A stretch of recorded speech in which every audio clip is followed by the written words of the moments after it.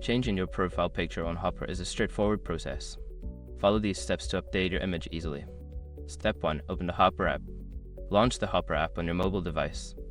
Ensure you are logged into your account to access your profile settings. Step 2. Go to your profile. Tap on the profile icon, usually located in the bottom right corner of the screen. This will take you to your account details. Step 3. Access profile settings.